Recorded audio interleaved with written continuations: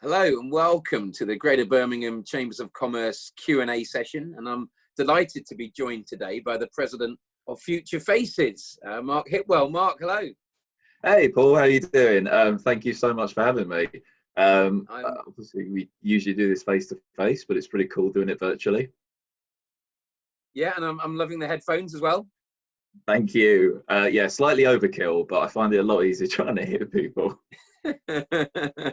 No, you look very good. It's a strong image there. So Mark, I mean, we've been running this series and talking to the various presidents across the chamber group and the different divisions. I mean, one question I've been asking everybody is, how different is it being president of Future Faces during lockdown and this whole coronavirus situation? It's so strange.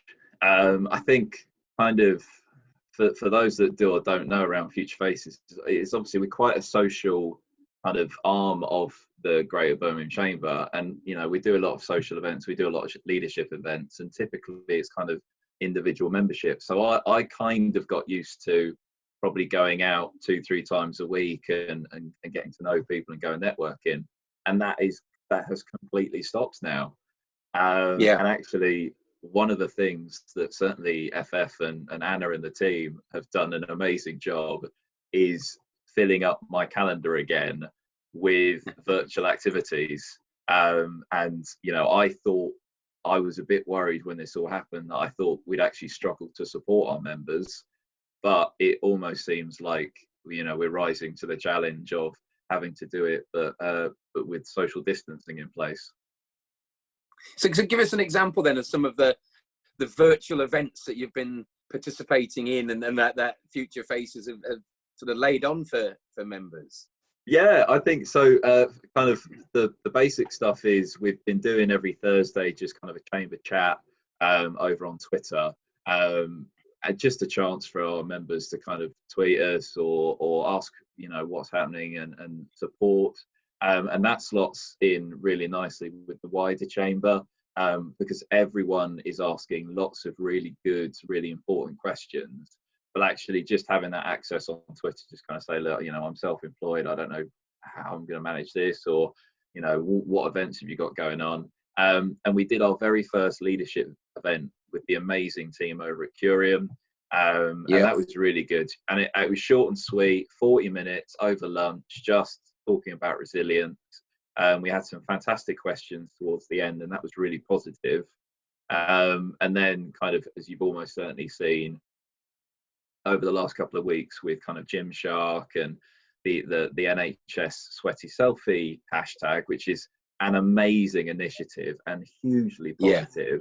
It's just an excuse for FF members to kind of tweet and Instagram that they're still going out, they're still engaging with everyone, and that's really positive.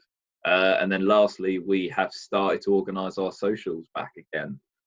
So next Friday we've got a quiz with speed quizzing with Stu, and that's going to be kind of a first opportunity for us to just kind of spend the evening. So we've done a lot of stuff during the day, which is really good, but actually running something in the evening, I think it'll be really positive as well. I love a quiz, so I may have to get that blocked out in the diary. And I mean, you mentioned the Gymshark initiative around the sweaty selfies, and just point to dwell on that for a moment. I mean, they're patrons of Future Faces. They've been great supporters, haven't they? In good times and in these challenging times as well. But I think they're looking to donate about £175,000, isn't it, to Birmingham Women's and Children's Hospital. That's the target. And all you have to do is take that selfie, load it up, use a hashtag, and they'll give £5 for every single one. But it must be really uplifting, I suppose, at times like this, when and this is what chambers of commerce are all about, really, isn't it? Is the support and that togetherness. And it's great when a company like that, who are absolutely flying high, are able to demonstrate that they care about the local and about the people as well. Absolutely. And we've done events with Gymshark in the past that are always hugely popular. Ben Francis and the team, it's a fantastic success story, certainly in the West Midlands. We've all heard of kind of starting in the garage and then working up to that fantastic facility. But actually, they are absolutely at the top of their game, an international brand.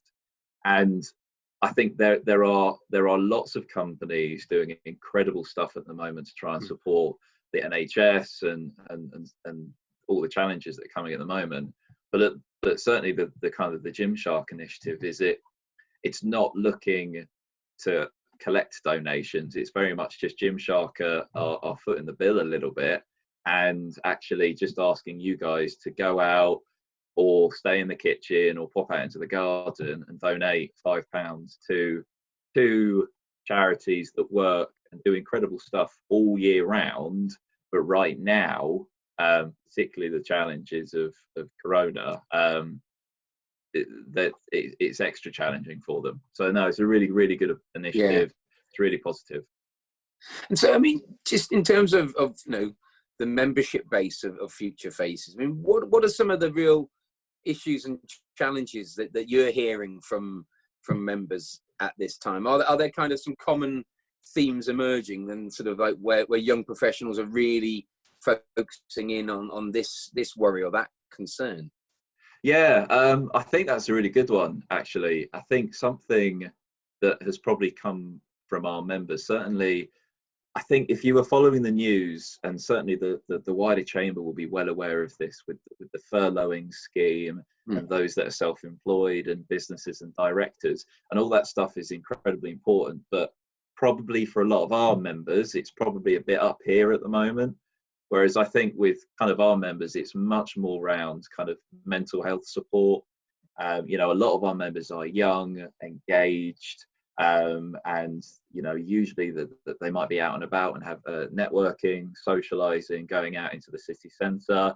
We've got members out by Lichfield and Burton, and actually probably one of those challenges, and certainly something that I've really suffered from, is none of that stuff is happening at the moment.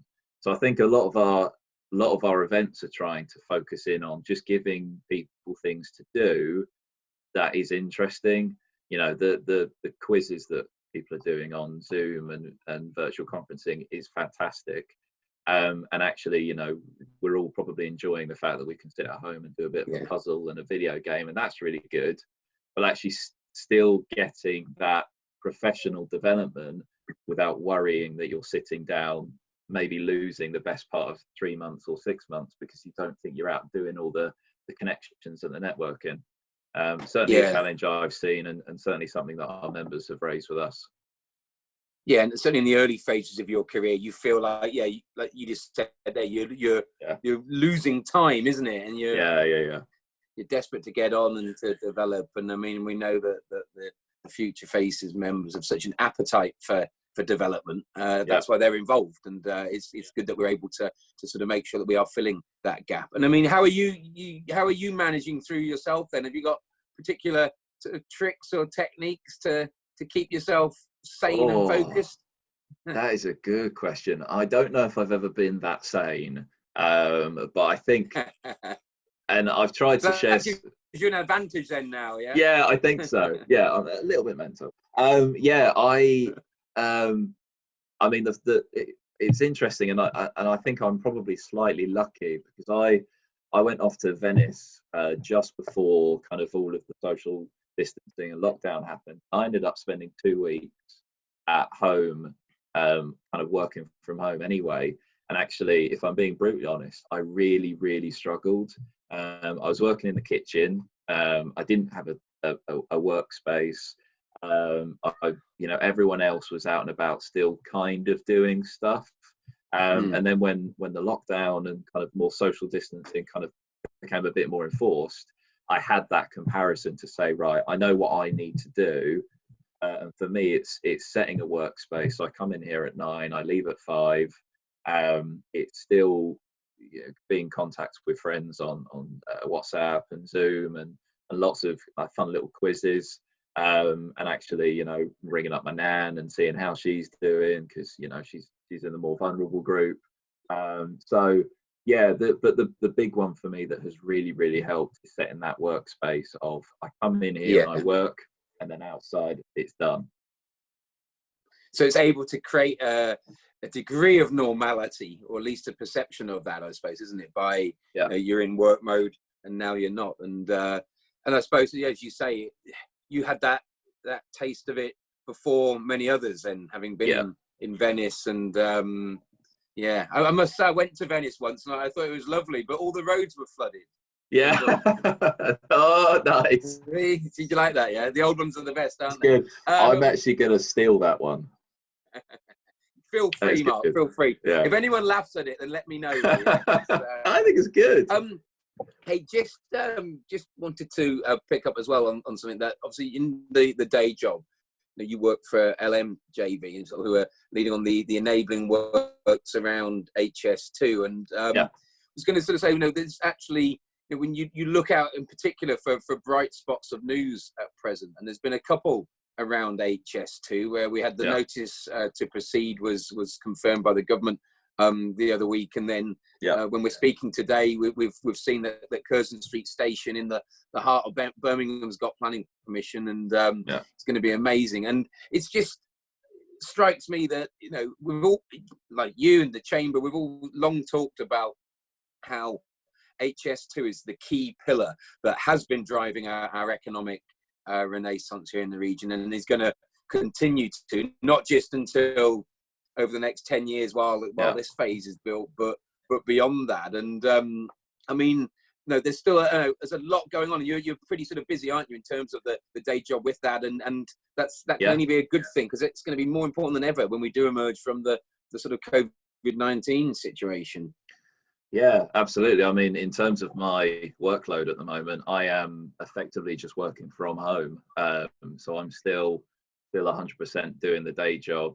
It's largely paperwork driven, and kind of getting our subcontractors ready for site when things do start to pick up in terms of the sites.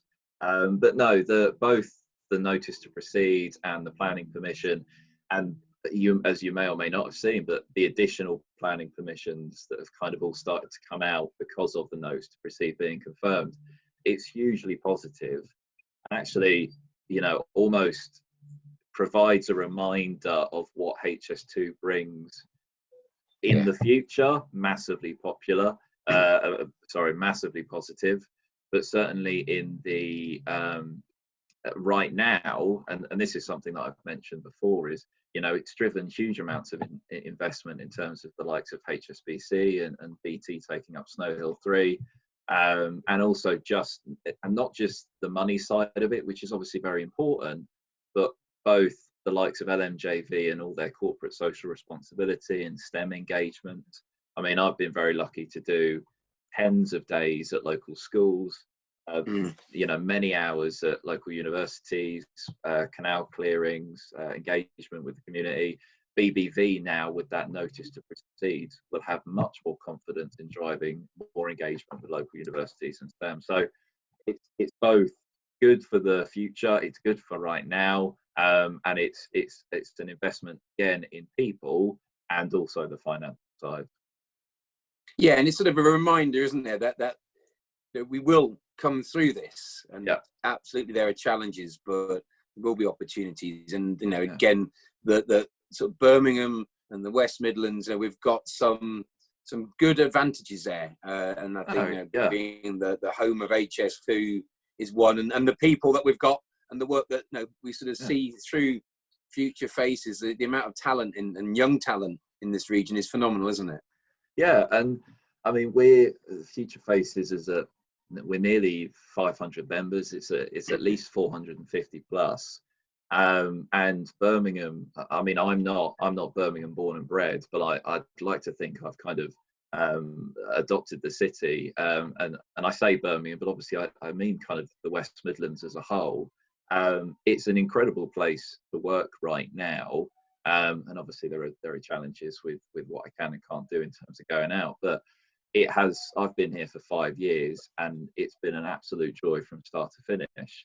And to see HS2 coming in, to see the likes of the Commonwealth Games in 2022, to see the investment in the likes of Paradise Birmingham and all the new builds that we've got, we're kind of going from a real fantastic city that people are going to want to come and spend time with, perhaps in the same way that, you know, you or I might disappear off to Amsterdam for the weekend or Berlin. Birmingham has so much to give, and as a young professional, it's got a lot to give at an affordable rate as well. You know, it's a lot more fun to live here than perhaps living in London. Absolutely, that's a great, optimistic and positive way to wrap things up. So Mark, thank you very much for joining us. Continue the great work with Future Faces, and stay safe. Cheers. Thank you very much, Paul, and enjoy the rest of your weekend, my man.